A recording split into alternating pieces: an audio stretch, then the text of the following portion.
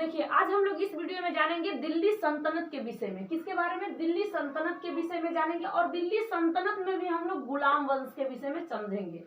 यहाँ पे आपको दिल्ली सल्तनत में पांच वंशज मिलेंगे, जिस 5 वंश के विषय में आपको समझना होगा। लेकिन पहले हम लोग गुलाम वंश के विषय में समझेंगे। कितने वंश थे? 5 वंश। एक था गुलाम वंश, दूसरा खिलजी वंश, तीसरा तुगल वंश, चौथा था सैयद वंश और 5वां था लोदी वंश। ये 5 वंशज थे। मोहम्मद गौरी के बाद जो 5 वंश आए थे, इसे ही दिल्ली सल्तनत, मोहम्मद गौरी ने भी यहाँ पे आया था। भारत में उसने बहुत बार आक्रमण किया था। आपको पता है कि भारत पे बहुत बार मोहम्मद गौरी ने आक्रमण किया था, जो कि ये तुर्क जाति का था। किस जाति का था? तुर्क जाति का। और ये मोहम्मद गौरी कहाँ का था? ये अफगानिस्तान के गौर का था। अफगानिस्तान के गौर का ये मोहम्मद गौरी था और ये जाति इसकी तुर्क जाति से था। लेकिन ये भारत पर बार बार हमला किया था, बहुत बार किया। कहा जाता है कम से कम 17 बार तो पृथ्वीराज चौहान ने इसको हरा दिया था। आपको तराइन के युद्ध के विषय में पता होगा। तराइन का जब पहला युद्ध हुआ था, उसमें पृथ्वीराज चौहान ने इसको हरा दिया, भगा दिया, अपने भारत से ये भगा दिए। उत्तर प्रदेश का एक राजा था जिसका नाम था जयचंद्र, और पृथ्वीराज चौहान ये भी थे जो राजस्थान के। ये उन्हें पृथ्वीराज तृतीय कहा जाता है। इन दोनों ने मिलकर के मोहम्मद गौरी को भगाया, लेकिन बहुत बार पृथ्वीराज ने उसे भगा दिया था। पृथ्वीराज चौहान जो थे, पृथ्वीराज चौहान, इन्हें कहा जाता था, वो चौहान वंश कहा जाता है, लेकिन इनका नाम था पृथ्वीराज तृतीय। ध्यान में आपके आ रहा होगा। राजस्थान में जब आप देखे होंगे तब, उसके बाद आप जब उत्तर प्रदेश में देखेंगे जयचंद्र के विषय में। लेकिन देखिए, गुलाम वंश के पढ़ने से पहले आप लोग एक बार जरूर समझ लीजिए कि जो मोहम्मद गौरी था, जो मोहम्मद गौरी था, इस मोहम्मद गौरी को किस तरीके से तराइन के युद्ध से इसे भगा दिया गया और उसके बाद किस तरीके से पृथ्वीराज चौहान फंस जाते हैं, पृथ्वीराज चौहान को ये बंदी बना लेता है, कैद कर लेता है, क्या कारण था, ये पूरा डिटेल में आप लोग समझना है आपको। जब उत्तर प्रदेश का राजा जयचंद्र था, उत्तर प्रदेश के राजा जयचंद्र की बेटी थी जिसका नाम था संयोगिता। संयोगिता बहुत ठीक ठाक, मतलब सुंदर सुंदर थी और जवान भी थी। वो सोची कि हम शादी किससे करें? पृथ्वीराज चौहान से। लेकिन उसके बाप को, जयचंद्र को पसंद नहीं था। पृथ्वीराज तृतीय ने क्या किया कि उसे भगा के ले गए। जब भगा के ले गए, ये बात देखा कौन? जयचंद्र। तो जयचंद्र के माइंड में बार बार ये था कि ये मेरे बेटी को भगा ले गया और इसका जाति दुश्मन, जो जानी दुश्मन होते हैं, उसको हम देखते हैं कि कौन है। तो इसने देखा कि तराइन के युद्ध में 11 से 91 में एक बार तराइन का युद्ध हुआ था, जो हरियाणा में है। इसमें पृथ्वीराज चौहान ने, पृथ्वीराज तृतीय ने इसे मार के ये गौरी को भगा दिया था। लेकिन उसके बाद 1 साल के बाद ही गौरी को तैयार कर दिया जयचंद्र, जो उत्तर प्रदेश का राजा जयचंद्र था। कहा जाता है कि रामायण में विभीषण को और जो इतिहास में इसी जयचंद्र को माना जाता है। जयचंद्र जो था, जयचंद्र ने बहुत बड़ा धोखेबाजी किया और गद्दारी किया। किसके साथ? पृथ्वीराज चौहान के साथ। इसने क्या किया था कि इस तराइन के द्वितीय युद्ध हुआ था, उसमें गौरी को बुलाया और अपना मतलब साथ दिया, सेना सैनिक दिया और पृथ्वीराज चौहान को वहां से खत्म करवा देता है। यानी यहाँ पे खत्म नहीं कर पाता है, लेकिन गौरी अपने देश, अपने मतलब वहां अफगानिस्तान लेके जाता है और उनका बहुत तरीके से उनकी ऐसे जगहों, हर जगह मारना, आंख निकालना इसका काम था। ऐसे करके पृथ्वीराज चौहान को मार दिया और उसके बेटी को भी मार दिया था। ये तो आपको पता होगा। लेकिन ये वहीं तक चला भी गया था, वहीं रह जाता। जो गौरी था अफगानिस्तान चला गया था, वहीं रह जाता। लेकिन इसका एक गुलाम था, जिस गुलाम का नाम था कुतुबुद्दीन ऐबक, उस गुलाम का नाम था। वैसे तो गुलाम उसके बाद बख्तियार खिलजी भी थे, यालदोस भी थे, कुबाजा भी थे, ऐबक थे। ऐबक उसका नाम, ऐबक बता दे रही हूँ। ऐबक से आप लोग पहचान लेना कि कुतुबुद्दीन ऐबक की बात हो रही है। तो कुतुबुद्दीन ऐबक ने क्या किया कि उसके बेटी से, अपने बेटी का साथ, मतलब कि कुतुबुद्दीन का जो विवाह है अपने बेटी का कर देता है इसके साथ। उसके बेटी का नाम रहता है उमामा कहा जाता है। वैसे उतना आइडिया नहीं है, इतना नहीं आपको बता सकता है कुछ भी, गूगल यही आपको बताएगा, कहीं भी पूछोगे।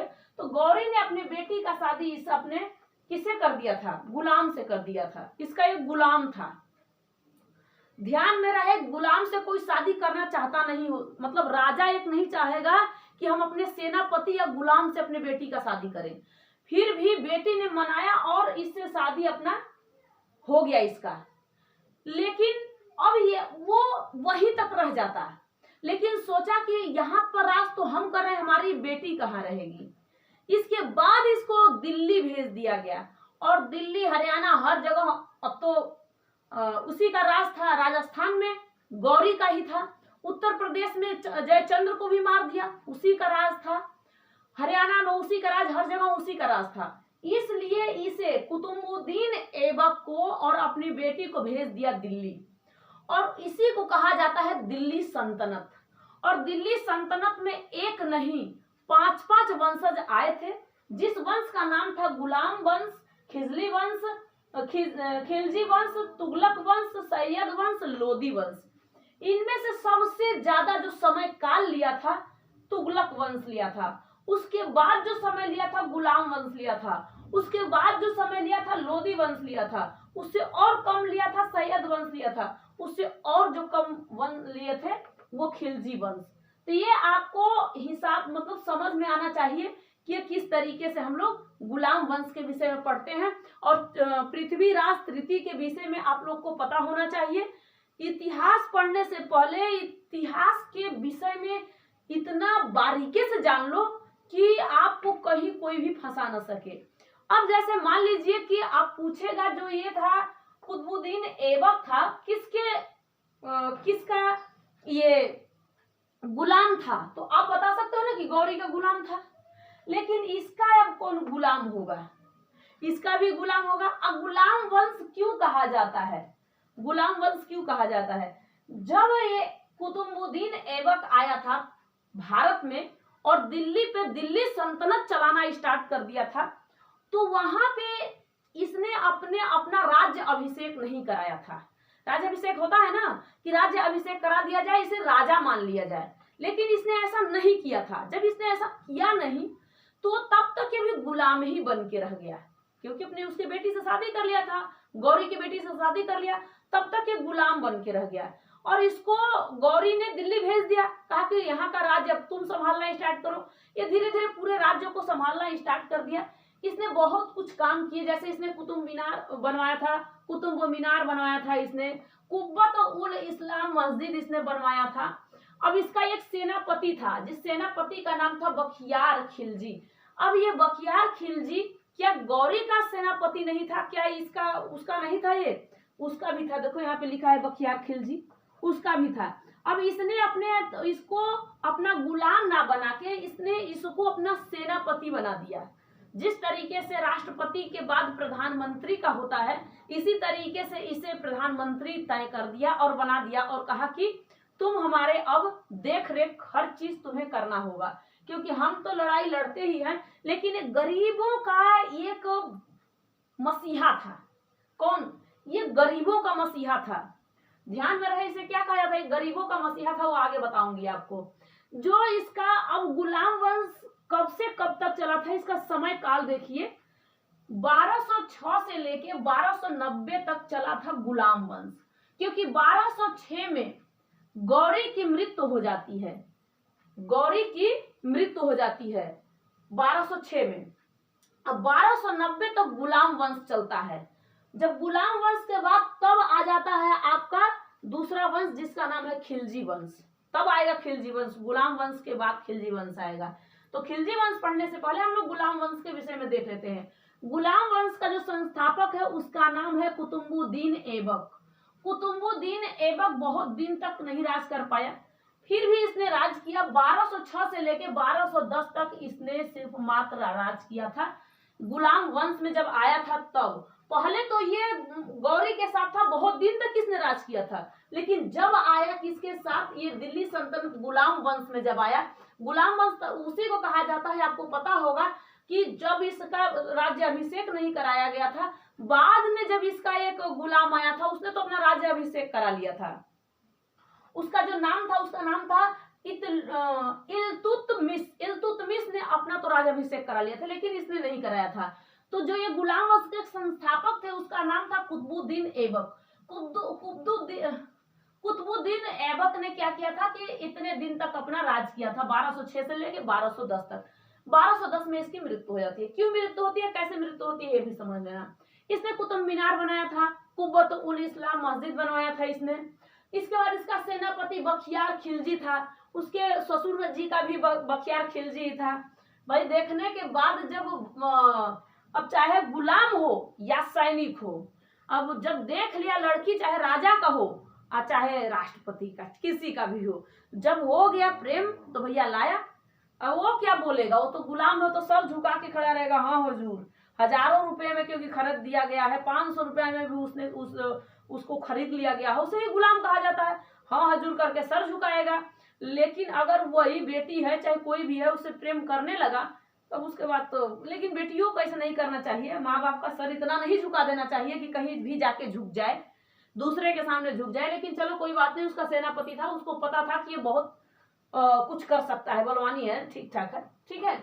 इसके बाद इसका जो गुलाम था, अब इसका गुलाम आता है, किसका गुलाम आता है, ये जो ऐबक है, ऐबक का गुलाम आता है, उसका नाम है इल्तुतमिश। इल्तुतमिश को गुलामों का गुलाम कहा जाता है, ध्यान में रहे, इल्तुतमिश को गुलामों का गुलाम कहा जाता है। क्यों कहा जाता है, क्योंकि जो ऐबक है, ऐबक तो पहले गौरी का गुलाम था, एक गुलाम दूसरे गुलाम को अपना गुलाम बना लिया, तो गुलामों का गुलाम आप कहोगे कि नहीं, तो कहना ही पड़ेगा गुलामों का गुलाम। तो किसे कहा जाता है गुलामों का गुलाम, इल्तुतमिश को गुलामों का गुलाम कहा जाता है। इल्तुतमिश जब ये गुलाम वंश के संस्थापक जो है कुतुबुद्दीन ऐबक रहते हैं, जब इनकी मृत्यु होती है तो यही इल्तुतमिश फिर ये चलाता है अपना वंशज आगे, ये फिर ले जाता है। लेकिन यहाँ पे इसने उपाधि धारण किया था, किसने, इस ऐबक ने उपाधि धारण किया था, उपाधि का नाम था कुरान खान। इसका उपाधि का मतलब क्या होता है, इसने कुरान, संपूर्ण कुरान को इसने पढ़ दिया था, और जो संपूर्ण कुरान को पढ़ देता है, समझ लेता है, उसको उपाधि धारण मतलब हो जाता है, उसे उपाधि धारण मिल गया था। यानी कि इसने क्या किया था, देखो ये मुस्लिम आक्रमण से हम लोग पढ़ रहे हैं, जब गुलाम वंश हम लोग पढ़ने स्टार्ट कर दिए, इसके बाद ये 5 वंश है, इसको भी खत्म कर देंगे, फिर आगे चलेंगे हम बाबर के विषय में देखेंगे। अभी बहुत सारे इतिहास को देखना है, समझ में आया, अभी आप लोग को अभी ज्यादातर नहीं देखे हो, लेकिन अभी देखना है, अब जो प्रेजेंट में जो हुआ है उसके बारे में सब कुछ के विषय में देखना है।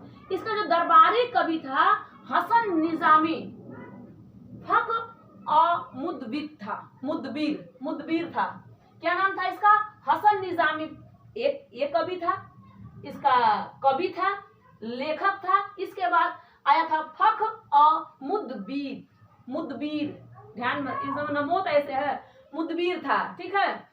ये दोनों के दोनों ये क्या थे, ये इसके दरबारी कवि थे, दरबार में इसके कवि रहते थे। अच्छा, गौरी के साथ एक आया था आदमी, मतलब एक आया था, वो बहुत जानकारी, जिसे कहते ना कि इसके बाद मान लीजिए कि इस्लाम में बहुत लोग ऐसे होते हैं जो कि बहुत ज्यादा ज्ञानवान देते हैं, शिक्षा देते हैं, वो इस तरीके से इसके साथ आया था, गौरी के साथ आया था, जिसका नाम था ख्वाजा मोइनुद्दीन चिश्ती। ख्वाजा मोइनुद्दीन चिश्ती आया था और गौरी के साथ आया था, आपके माइंड में रहे। अब इसका अजमेर में मजार बनवा दिया गया था, इसने तो कुछ नहीं किया, लेकिन मजार उसने बनवा दिया, भैया इसका मजार बनवा दिया गया था, क्योंकि इसके लिए जगह चाहिए ना, इसकी मृत्यु हुई तो इसके लिए इसका मजार बनवा दिया गया। अब इसने कुतुब मीनार बनाया, कुतुब उल इस्लाम मस्जिद बनवा दिया, इसने बहुत अच्छा काम किया। फिर भी इसका लाख वक्फ कहा जाता था, लाख वक्फ इसे इसलिए कहा जाता था कि ये लाखों लोगों का दाता था, लाखों लोगों का दाता था, ये गरीबों का सेवक था। भैया गरीब का तो सेवा करना ठीक ही है, इसने ये काम करता था। ये गुलाम वंश के विषय में आप लोग को ध्यान से समझना होगा। अभी गुलाम वंश पूरा नहीं है, अभी तो थोड़ा थोड़ा इसमें चल रहा है आपका। पहले आपको इसके ऐबक के विषय में पढ़ाऊंगी, इसके बाद इल्तुतमिश के विषय में पढ़ाऊंगी, ठीक है। इसके बाद इसकी जो मृत्यु हो जाती है 1210 में हो जाती है। कहाँ होती है? लाहौर में। लाहौर में क्या करता है? एक चौगान खेलता है। चौगान का मतलब है पोलो खेलता है। ऐबक जो था ये क्या खेलता था? ये पोलो खेलता था। पोलो का मतलब ये घोड़े पे चढ़ा और घोड़े पे बैठ के आराम से लिया, ये एक हॉकी टाइप होता है, बॉल नीचे है, इसको यूं ऐसे फेंकता और ये ऐसे गिरा, मतलब ये नीचे के साइड अपने घोड़े से गिरा, उसके पीछे बहुत सारे घोड़े आए और उसके ऊपर चढ़ते हुए आगे बढ़ते गए। पता चला कि वहीं पे वो खत्म हो गया, ठीक है। कौन खत्म हो गया? कौन खत्म हो गया? ऐबक, कुतुबुद्दीन ऐबक खत्म हो गया। और इस गुलाम वंश का जो वास्तविक राजा बना, वास्तविक राजा, ये वास्तविक राजा नहीं है किसने, इसने अपना राज्य अभिषेक नहीं कराया था। जिस तरीके से आपको राजा बनना है, रानी बनना है, लायक तो आप हो, लेकिन आपके पास क्या पता है कि नहीं आप सच में राजा हो, आपका राज्य अभिषेक नहीं कराया गया। श्री रामचंद्र जी अपने मतलब माँ बाप के एक बड़े बेटे थे, लेकिन उनका राज्य अभिषेक होता वो राजा बनते, राजा तो वही बनते। अगर क्यों राज्य अभिषेक के लिए कहा गया था? वैसे भी तो राजा थे, क्यों राज्य अभिषेक के लिए कहा गया था? इसी तरीके से इसका राज्य अभिषेक नहीं हुआ तब इसे गुलाम माना गया। राज्य अभिषेक बाद में तो राम का ही हुआ, लेकिन अब बाद में देखो इसका नहीं हुआ तो इसे क्या गुलाम माना गया, ठीक है।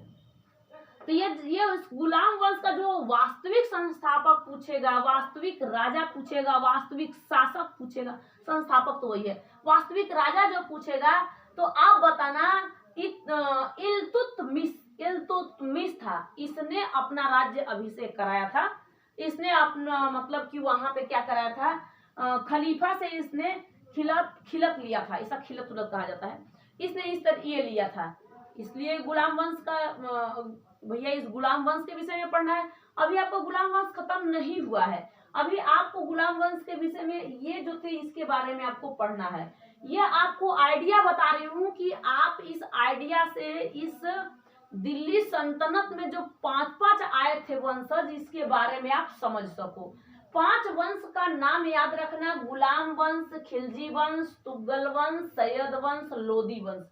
ये 5 वंश पर सबसे ज्यादा इसका शासनकाल और शासन किया था, जिसका नाम था तुगल, इसका नाम था तुगलक, इसका नाम था तुगलक वंश। ये बहुत ज्यादातर अपना राज किया था। लेकिन ध्यान में रहे कि अगर हमें इतिहास पढ़ना है तो हमें इतिहास जितना भी अपने भारत का वंशज पढ़े हुए हैं, उस वंशज का एक वंश को लिखो, उसके हर एक जो संस्थापक है, जो शासन करने वाले लोग थे, उसका नाम पहले लिख लो। क्योंकि यह पूछेगा कि ये राजा ये किस वंश का था, चाहे इस वंश में कौन कौन सा राजा था, या कुछ भी पूछ सकता है, किसी तरीके से पूछ सकता है, आपको बताना है। नहीं तो फिर आपको दिक्कत होगी, चाहे किसी को भी, कितना भी वंशज के विषय में आप पढ़ ले रहे हो, चाहे भारत के हर एक वंशज के विषय में। अब मैंने भारत का हर एक वंशज बताए हैं, अभी 2-3 दिन पहले एक वीडियो डाली हूँ, 3 दिन हो गया उसे डाले हुए।